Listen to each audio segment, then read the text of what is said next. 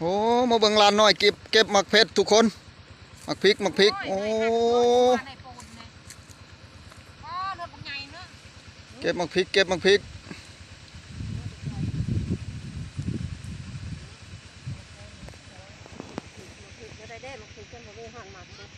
ผมมีหมากชุกยังดิบหลายหมักพริกฮักกะหมากนี่ป้าเบิ่งลานน้อยนี่มาเบิ่งดูนี่เต็มกำมือเลยผู้ลานน้อยก็เป็นเก็บหมักเพชรนี่เห็นแล้วบ่ทุกคนป้าเอาตัวชุกหันมันชุกลายเลยทางพูนชุกลายเลยพูนมิติชุกมันละทางนี้ฮะเริ่มชุกมันเลยชุกกระบอกชุกน้ำมดทุกคนบ่มีน้ำมดแล้วเสียดายมักพริกแล้วงามมักพริกดิโอ้เก่งลายยกโป้นี่ตีเฮ้ยเยี่ยมสาวน้อยโอ้สาวน้อยเก่งลายป้าตัวเห็นยายเก็บมักเพชรเพิ่นก็มาเก็บน้ำมือนี่ฮะโอ้สุดยอดเลยตัวพูนเดี๋ยวเอาคู่มาแล้ววะเก็บใส่คู่แล้ววะนี่ฮะเอาปะแบบนี้นะฮะกองเมียนในดินนี่โอ้มักพริกก็คักทุกคนนี่ป้าตัวปลูกก็บริลายดอกทุกคนแต่ว่ามันเป็นมักพริกดิบเป็นมักพริกดิบนี่โอ้หมากในหมากบูฮูทุกคนหมากดกเอาแท้เอาว่าหมากก็ดีน้ำไปป่าเลยหมากบูฮูหมากนี่หมากขนาดหมากนี่ห้อยว้าปลูกบัวลายระดับ10 ต้นนี่ก็ปานใดสิกินปิดน้ำจนบวไหวบ่มีหมากสุกยังบ่มีหมากสุกฮะก็เริ่มหมากวางใดนี่ผู้ที่น้ำหมดแล้วมันก็เหี่ยวแล้วตอนนี้ฮะ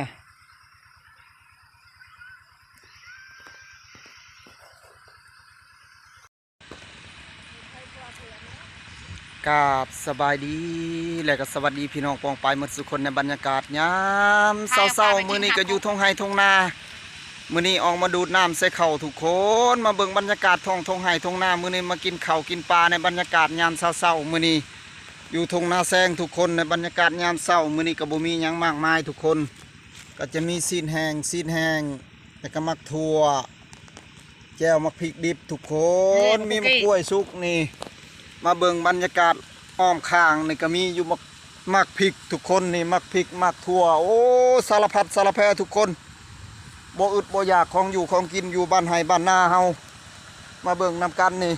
ข้างมักถั่วนี่เต็มไปหมดอ้อมข้างนี่มื้อนี้อยู่กับบรรยากาศสดๆภาพสวยๆอยู่ทงไห้ทงนาในบรรยากาศยามเช้ามื้อนี้มาเบิ่งย้ายจอยเพิ่นมาหดเครื่องปลูกของพังเพิ่นทุกคนมื้อนี้ในบรรยากาศยามเช้ามื้อนี้ก็อยู่กับทงไห้ทงนามากินข้าวกินปลากินข้าวกินน้ำมื้อนี้มาเบิ่งข้าวกันยังเขียวอยู่ทุกคนตอนนี้บนทอกกระทอกไปแล้วยากนะปีเก่ายังยากกันเลยทุกคนมาเบิ่งมากินข้าวในบรรยากาศท้องทุ่งนามาเบิ่งทางหลังนี่โอ้ทุกคนข้าวเต็มไปด้วยความสวยสดงดงามทุกคนกำลังทอกฟังเสียงนกหนูปูปีกนกน้อยทุกคนนกกระจิบมันมาลักกินข้าวแซวอยู่ทุกคนมาเบิ่งทางนี้จะเป็นสวนสาลีเต็มไปด้วยอ้อมข้างนี่ทุกคนมีของอยู่ของกินมากมายกายกองอยู่บ้านไห้บ้านนาเบิ่งมักเพชรมักเขือนี่เต็มกำลังมากตอนนี้น้ำกระเบิดแล้วบ่มีน้ำสิหดแล้วทุกคนมื้อนี้ก็มากินข้าวกินปลาในบรรยากาศยามเช้าๆอยู่ทงไห้ทงนากับบ่มีเถียงทุกคนกินอยู่กับดินกินกับหญ้ามื้อนี้มาทุกคนมาแซ่บๆน้ำกันในบรรยากาศยามเช้ามื้อนี้อยู่ทุ่งนาแซงที่สวยงามบ่มีหยังเปรียบปานมารีวิวคือเก่าทุกคนมื้อนี้ออกมาดูดน้ำคือเก่าทุกคน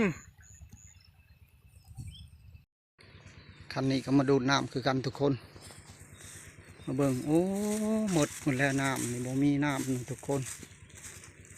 เสร็จหมดเลยหมดยังน้อยเดียวนี่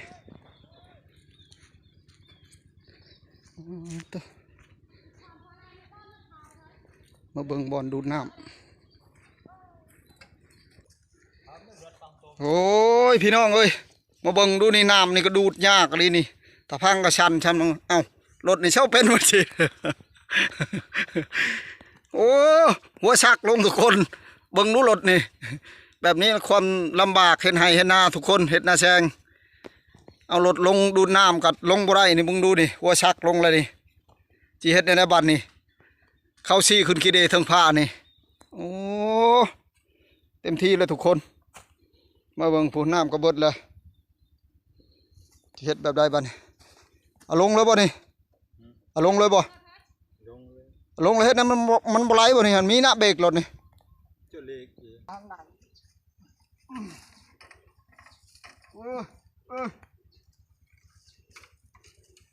ติดจักรบ่นี่ฮะบ่ค่อยปล่อยลงค่อยปล่อยลงทีละน้อยในมูลทางนาเด้อเป็นไรฉันแล้วก็แพ้บ่อยู่ทางนาจะทูดไม้ทีละน้อยได้เถอะทูดไม้ลัดทางนาฮะนี่ค่อยติดจักรลงเลยทีนี้ฮะติดจักรเอาก้นลงก่อนลงใช้เร่งหนึ่งกันทีนี้สบายปล่อยลงทีนี้ฮะจะมันเอาหัวลงไปก่อนมันก็ชักลงจุ๊บเลยดึงตัวนี้เนาะไปเลยปลดเนาะได้ตัวตัดเลยขาดก็เอาก็ปล่อยขาดดิมันไหลไปดิมันตัวที่เรียงได้ไปลองดูคอยเด้อดูทีละน้อย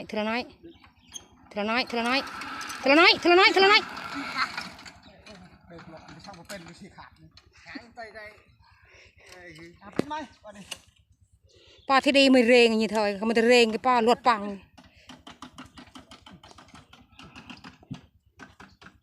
อยู่นี่หรือเปล่าลุกไปหน้าพุ่นหน่อยหนึ่งฮะไม่เนาะถอยกลับมาเอาก่อนเอากลับมาไปหน้าบ่ติดนะจักไปนะติดรู้นะอีเป็นยังบ่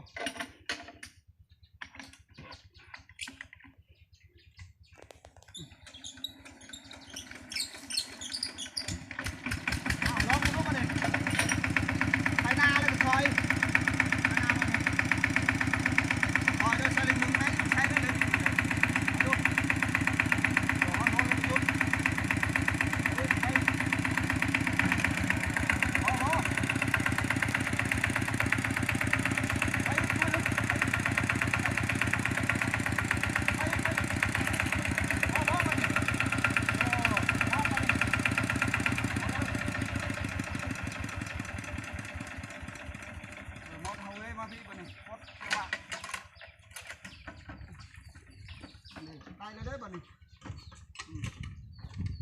บ่นี่เดี๋ยวรถต้นน้ำโอ้จะตกใจว่ารถต้นน้ำหัวมันจุบลงเยี่ยมเลยทุกคนแบบนี้แหละคนเป็นขับรถต้องเอาหัวลงก่อนลงเขาชี้ขึ้นเลยรถเอาเข้าขึ้นชี้ขึ้นถึงผ้าชันพี่น้องความชันนี่ลงไปนี่มันยากลำบากเห็นนาแชงไปนี่น้ำบ่พอนะมื้อนี้ก็มาสู้กับไห้กับนาอยู่กับทงไห้นาแชงมื้อนี้ฮะมาดูน้ำนี่มึงดูน้ำกระเบิดเลยดิมาเคาะน้ำใส่น้ำมาเคาะน้ำใส่นา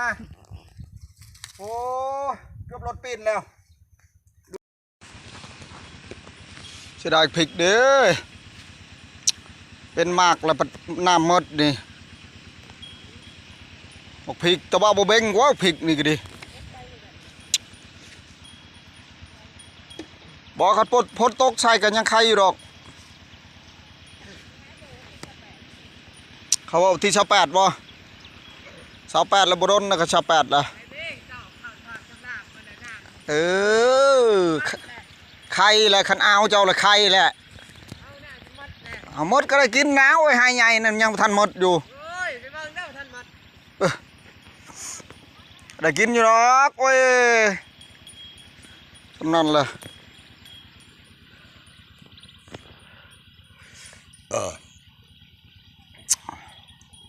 ตัวนี้จังหวะถอกแล้วบางเทื่อได้กินกับบ่จักตัวนี้ฮะ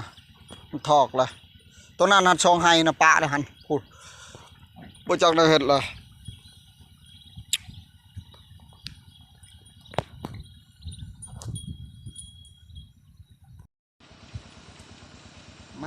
มาทุกคนมากินข้าวกินปลากินข้าวน้ำกินน้ำบ่าวคำผงมาเด้อแซ่บๆน้ำกันแซ่บๆน้ำกันมื้อนี้ฮะมาแซ่บๆน้ำกันแซ่บๆน้ำกัน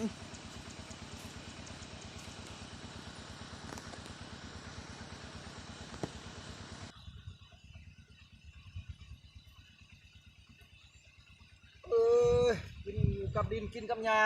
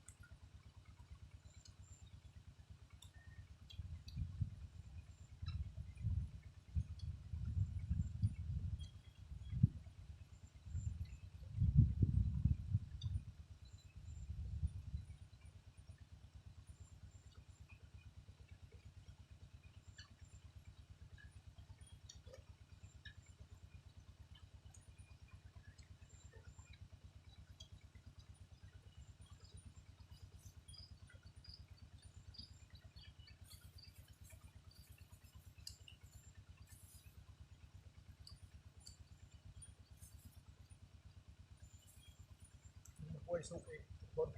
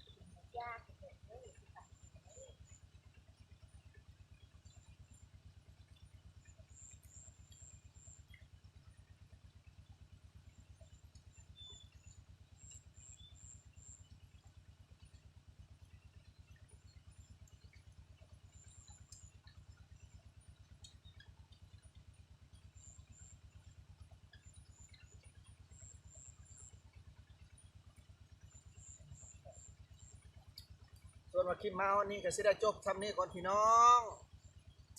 วันนี้ก็มาอยู่ทงไฮทงนากินแบบบรรยากาศสดๆภาพสวยๆบรรยากาศก็เย็นเย็นมื้อนี้แดดก็บ่แดดปานใดมื้อนี้ฮะบรรยากาศดีทุกคนมื้อนี้ก็อยู่กับทงไฮทงนากินข้าวในบรรยากาศยามเช้ามื้อนี้มาปั้นข้าวเช้าก็บ่มีหยังมากมายทุกค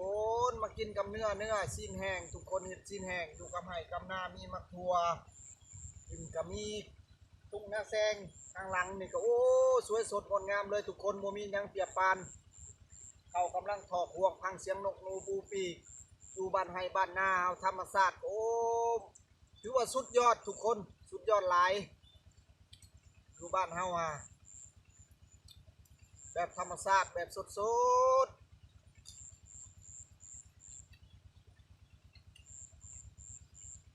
ถือว่าคลิปมาฮอนนี้ก็สิได้จบทำนี้ก่อนพี่น้องก็ขอกราบคำว่าสบายดี